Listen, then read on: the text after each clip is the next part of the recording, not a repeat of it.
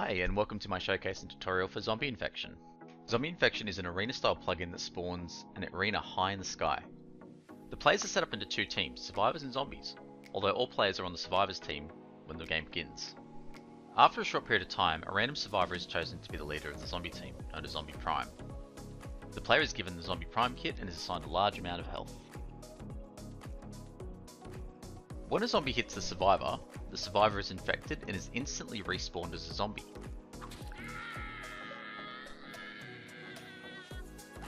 They must spend the rest of the game infecting other survivors. When a regular zombie is killed, they instantly respawn and ready to hunt again.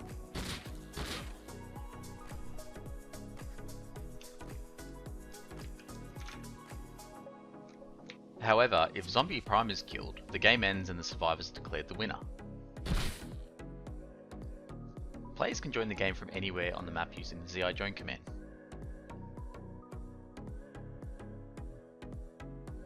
They return to their previous location along with their equipment when the game ends.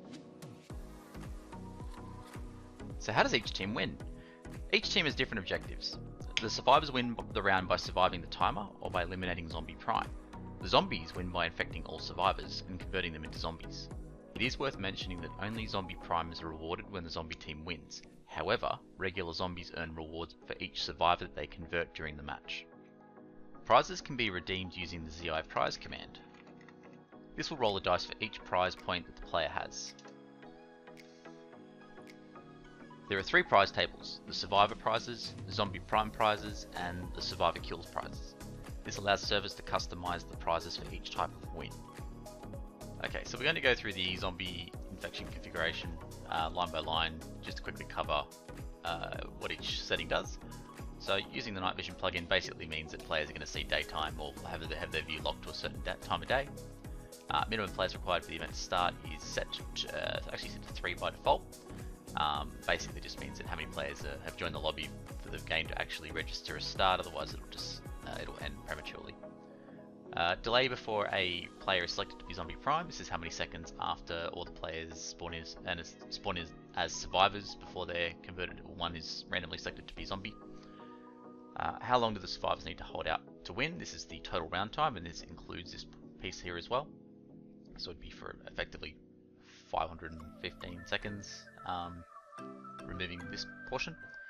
How long after the game ends before the players are kicked from the event? This is just basically like a winning sort of screen cooldown type thing. Delay to restock kit items with the restock flag. So basically if some of these kits have restock values, they're set to true. That means if the item is removed from that container, it automatically creates a new item in that container of the same. And this is the delay after that. Effect settings, so the effect path when a survivor is converted into a zombie. This is basically a scream sound. A path where a zombie is killed. This is a gunshot scream. You can make it like a visual effect if you want to, which will probably look cooler. And this is the path when the game ends. Basically the sound. I use it as a sound effect to let all players know the game's ended. These are the zombie settings. It's broken into Zombie Prime settings and regular zombie settings. So this is the max health multiplier. This is basically a multiplication of the player's current max health. So based on 100, this would be the health of this give the Zombie Prime health of 1000. Additional health per survivor. This is just a set amount. So if you want to boost the health of the Zombie Prime based on however many players are in the game. So if there's 10 players and you set this to 30 health per player, the Zombie Prime would get an additional 300 health.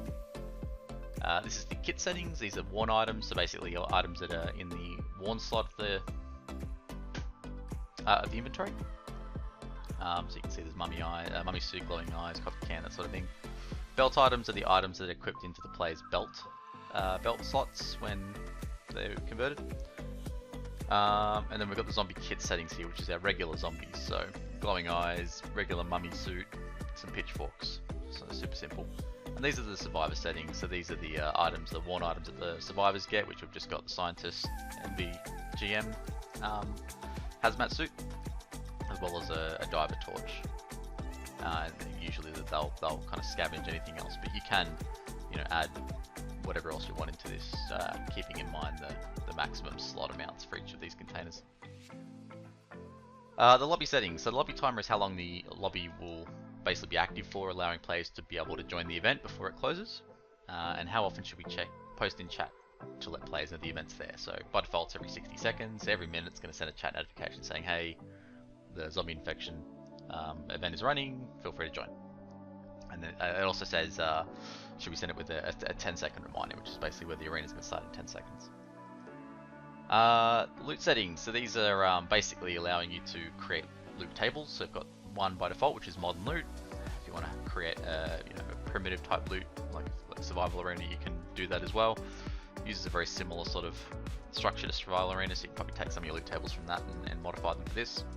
And it gives you it uses a drop weight system. So if you want to have different tables, different types of guns, different types of ammunition, that sort of thing, you can set the value higher or lower if you want this to be more or less likely. The amount of items, or amount of rolls per crate, so it goes from a minimum of 3 to a maximum of 6, and then you've got the all the items in here. There's also another one for ammo containers, which you'll see. You might have seen in the footage. There was the toolbox containers, the ammunition containers, and these have their own sort of minimum and maximum roll values. So it'll roll them, between 2 and 4 of these per container, with a variation of items as well. So it'll roll between 6 and 12 for one slot, and 3 and 6 for another slot for this particular ammo. We have our event settings. So return players immediately back after respawn. Setting false requires the player to use the command to get their items back. So when the game finishes or when the player leaves, it'll automatically return them to their body, so to their location from where they joined the arena from, with all of their gear all put back into the correct slots and everything else. By default, that's set to true. If you don't want that to happen, if you want them to just respawn as normal, then the players will need to type in command. You need to set this to false and type a command in to get their gear back. And delay the retrieval of items by a second. This means that it's just basically to work with kits and restore upon death. So if a player dies and all their kits are given back to them, the restore upon death won't mess that up. So set that to true if you're using restore upon death or auto kit. These are blacklist commands, so commands that you don't want the player to be able to execute while in the arena. So some common ones like kit, backpack open. There's probably a heap more on your server that you'll need to add to that as well. There's no limit. This one here actually we've got as well. Use the event helper to schedule the events. Basically this means that event helper will automatically queue the events up with my other event plugins like Survival Arena and Paintball, as well as Hunger Games and Skirmish and basically all my arena plugins. Allow players to stay in a team when they join the event. By default set to true. You can set that to false if you want to, or just, play around with it. It doesn't work with clans or team management plugins though, so if you've got any of those, just leave that as true. A list of items that cannot be taken into the event. So these are blacklist items. You don't want players to be able to join the event if they have them in their inventory. So these are items that are at risk of getting overwritten, like portraits and that sort of thing. Although a lot of that data should be maintained, this is just a failsafe in case something does get messed up on your server. Prevent players who are flagged with no escape plugin from joining the event. Self-explanatory if you use no escape plugin. Prevent XP loss when dying at the event. This is set to true. This is for skill tree. So if a player dies at the event, they won't lose XP. Prevent the player from losing their backpack when dying at the event. Again, set to true. Stops them from dropping their backpack upon death. Prevents a player from opening their backpack while at the event. Is that again set to true, so it gives native backpack support. Commands to run for each player when the game starts and when the gate opens. So basically when the lobby joins. These are just simply commands that you can basically run for each individual player if you want to give them XP or boost, do some weird and wonderful thing with them. And commands to run for each player when they leave the game. Again, you can use the ID replacement to replace the player's Steam ID in their stead. These are the command settings, so ZI join, ZI leave by default to enter and exit the game. ZI restore, which is the command to restore items that are stored in memory, and then ZI prizes is a prize, the one to redeem prizes. And these are your prize settings. So these are basically how many rolls to each. So how many rolls in the prize table does each survivor get? It's broken into 3 sections: survivor prizes, zombie prime prizes, and prizes for each survivor kill. So you can see here the survivor prizes are going to be different to the zombie prizes. I mean, they're exactly the same in this configuration, but you can change them. That allows you to give, you know, more prizes to whoever gets selected as zombie prime, or to survivors if you find that your server seems to be weighted for more for one team, you know, beating the other. And then you've got regular zombie prizes based on kills. So each time a zombie converts a survivor, they'll accumulate a prize point. And these are obviously the players are going to be getting more of these prize points than the regular prize points up here, so these prizes are inherently smaller. But it motivates zombies to actually, you know, help zombie prime out and win the game by converting as many survivors as they can to get as many prizes as they can. These are all your prefab placeholders, so I wouldn't mess with these too much unless you're planning on building your own map, which I don't have any native support or tutorials for, so if you can figure it out, awesome. Basically, it just replaces these are the placeholders in the map in the JSON file that represent the lobby, the trees, bushes, logs, zombie spawn locations, that sort of thing. So these are just all your placeholder things. Outside of settings, so the time that the intruder has to vacate before being killed. So if a player tries a minicopter or jetpack or whatever up onto the arena, it'll put a big overlay on their screen saying you have this amount of time to leave before you die.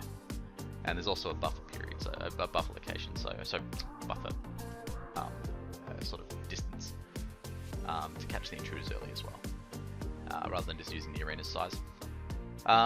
Exclude players with the admin flag from checks. Basically, if you're no clipping up there or in Vanish, then yeah, you won't get flagged with the outsider settings. UI settings, so icon for the zombie counter. These are basically Steam Workshop IDs, so skin IDs. You can create your own icon skins and replace them as you please. And these are the X and Y coordinates for those tiles. So you can just change the X and Y positioning and yeah, to your liking. Anyway, that's it for the configuration side. I hope you guys enjoy. Any feedback, any suggestions, feel free to lay them on me. Yeah, I had a lot of fun making this, and special thanks to Chill Roleplay for the demo footage and all the assistance with testing the plugin out. And another special thanks to Dylan Starr and his team for helping me out in testing as well. Anyway, hope you guys enjoy.